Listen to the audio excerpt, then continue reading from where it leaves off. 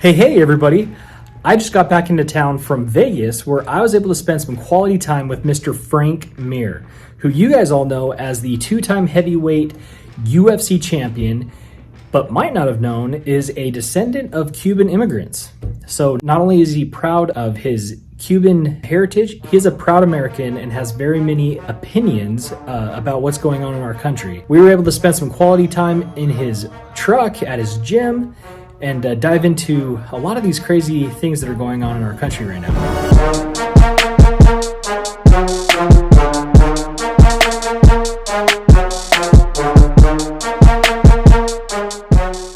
Because he is such an expert on defense and protection, we got talking about how these same principles are so important for a successful country, just like a successful fighter. We got talking about border security and how we need to protect our citizens, while of course still enabling law-abiding citizens to immigrate. We went down to the border and met with Brandon Judd, and he said that he would always prefer policy over infrastructure. We were talking about the wall not, being finished and everything. Agree with that. Yeah, what are your thoughts on our current policy and what we could do better? Well, I don't like our current policy at all. I think it doesn't really give a realistic route to immigration to become a citizen, path to citizenship for the good people that we do need to come over. Look, U.S. is built on immigration. We're the best and the brightest from around the world that came here to be our ancestors, our forefathers. I'm first generation, so I get that. But there has to be a path to it, and right now I don't feel like there is such a path for the average, Mexican citizen who's a hard blue-collar worker, and he's not a criminal. He has done nothing wrong. He wants to come over to make a better life for him and his family. He doesn't have a way to do it. He has to make up some excuses, asylum, or they jump over, or they bypass the system so they can, our broken policies here that allow them then to try to become citizens or, green cards and visas and in the illegal form, which then that causes a whole host of problems because of the bad policy. Now this is the route that the good guys have to take, but guess what? It's the same exact route that a very small percentage of the bad guys are going to take also. So now we don't know who that rapist is or that murderer or that criminal is now also sneaking in with all the good that we want. And I want all the good to still come in. I don't think we should have closed borders. Right. I don't agree with that. But I do agree we should have an idea of who's coming over the border and do it the right way. And so you're not rewarded for doing the right thing. No, you're rewarded for doing the wrong thing. I'm like, so how does that policy help us? Is the rest of it? It's not helping us get the right immigrants in here, and it's not helping us keep the wrong ones out. Great point. It seems like a stupid message that every time we bring up that we want to keep the bad ones out. Well, how dare you guys say that any of them are bad? Who are you to judge? The fact is there are bad people, just like there are bad Americans. Other countries try to be a felon or try to have any kind of drug charge and go become a Canadian citizen. Right. Go over there right now. Go right now. Have a domestic dispute or domestic violence or any kind of charge like that, and try to go become a Canadian citizen. But we're the bigots because we want to protect our citizens. Speaking of who knows who just came over the border of this 1.5 million illegal migrants coming across the border, the fiasco in Del Rio, that's where it was. We saw the nasty bridge. They were living the ridiculous, inhumane situation that they were. Biden's administration had to disperse that 1.5 million people across the country. How terrifying is that? That's awful. Basically, you kicked a nest and just scattered it everywhere. 99% might be just the best people in the world. Good point. But that's still, what is that? 10,000 out of a million? If it's a 1%, that are awful human beings. That could be criminals or your pedophiles and your rapists.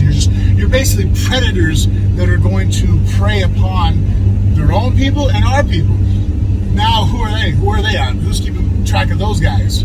How do I know where they're hanging out at? And now we let all these people come in, and that's not even talking about any kind of terrorist acts. I mean, look, we're still have more military bases than anybody else over the country. We still have people that do not really enjoy U.S.'s foreign policies. That being said, we have to deal with terrorist acts, and now you have such an easy way, such a hole to come through our southern border where there's no observation, no understanding, no record, no tracking, and again, nothing's perfect. Totally. But I mean, the effort we're making now just makes no sense whatsoever, and it makes it blatantly easy to see. It's like, oh, well, the more undocumented, citizens you can get to come in here, they're going to probably vote Democratic. We can push the polls this way. We can turn certain states, like in Texas, in Arizona, we can turn them blue. It's like, but I mean, that's not what's best for people. Like, you're just trying to, now you're playing policy. You're just trying to, this is politics at the sacrifice of us as citizens. Right. So, U.S. Supreme Court actually did rule against Biden's policy to remain in America and reinstated Trump's return to Mexico to await their trial.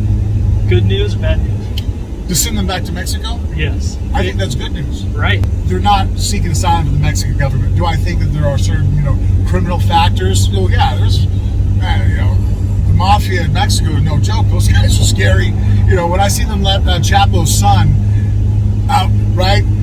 Was it 2 years ago? I thought that was something out of a movie. Right. I was like, wait a minute, they got the guy? Yeah. And what are they going to do? Well, they're holding everybody's ransom, and there's guys with 50 calibers on corners of streets, and they're giving him a cell phone, telling him to please call everybody off and let him walk out of jail. I mean, that's power, man. I mean, that's power that just, it is what it is. Wow, But the government itself is not corrupt, hurting their Mexican citizens.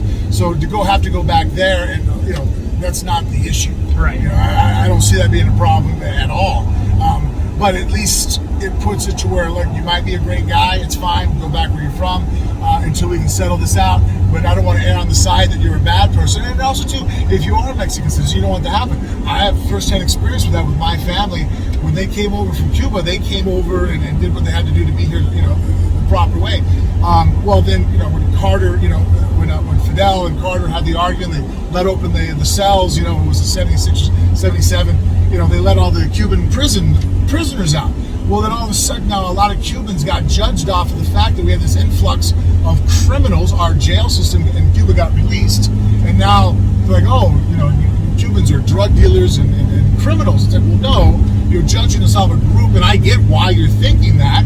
So as somebody who understands this concept, I go, hey, you don't want criminals that represent your country coming into the country that you want to establish yourself at, because guess what? It's going to give you a bad rap. They're like, oh, well, another Mexican guy who's, raping or killing. It's like, well, no, I want to fight against that. I'm going to be the first one to stand up because that represents me. It'd be like if right now MMA guys were acting a certain way. I'm like, oh, wait a second, man, your conduct's going to reflect upon me. Kind of like I have a brotherhood here. I'm going to call you out, hold you to a higher standard than somebody else who does it, Just like officers have to do it. Everybody you hold each other accountable in a group, not sitting there pointing fingers and go, well, I didn't do it. I'm like, I understand you didn't do it, but we're all in this together, so, Dude, and speaking of Cuba, that's obviously very close to you. How obviously politically biased is it that we have allowed so many of these South American migrants over just zero borders, but we haven't let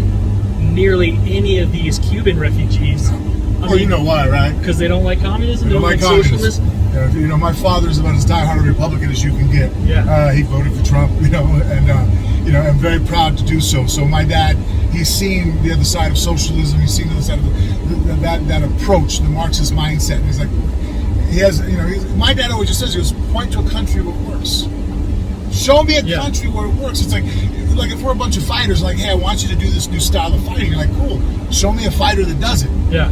Show me somebody else who actually works that maneuver, works this technique series, and then I'll buy in. You're like, no, but it's going to work. It works on paper. Right. And that's what social. It works great in a book, but then really you apply the human factor to it. I have yet to see it work. It just does not ever come through. But that's just because humans haven't been as smart as we are yet. This time it'll work, right?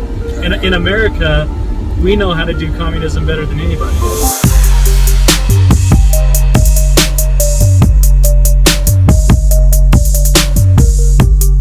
It's so bizarre to me that protecting our nation's borders isn't just an inarguable necessity.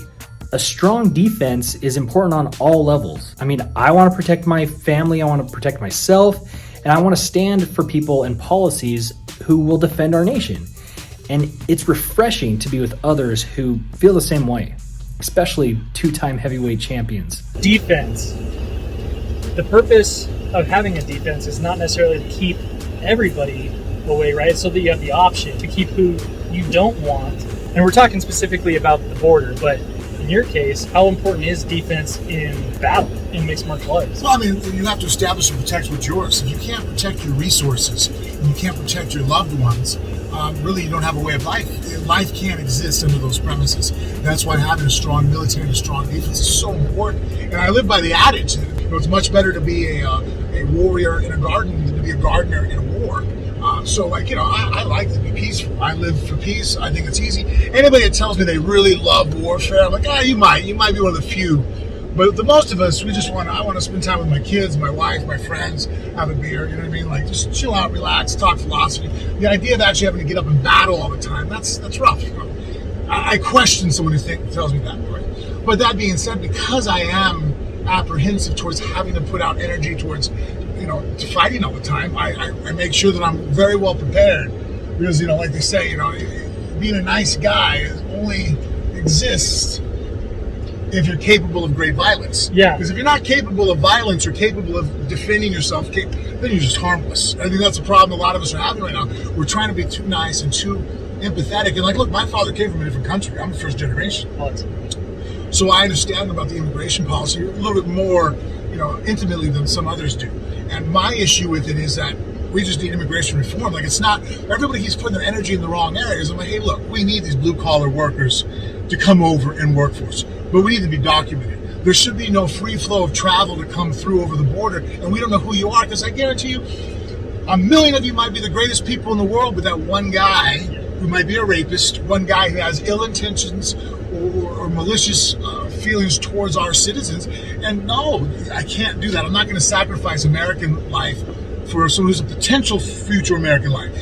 There has to be a process. We have to vet them when they come in and process. And I think that's just, again, changing our immigration policies.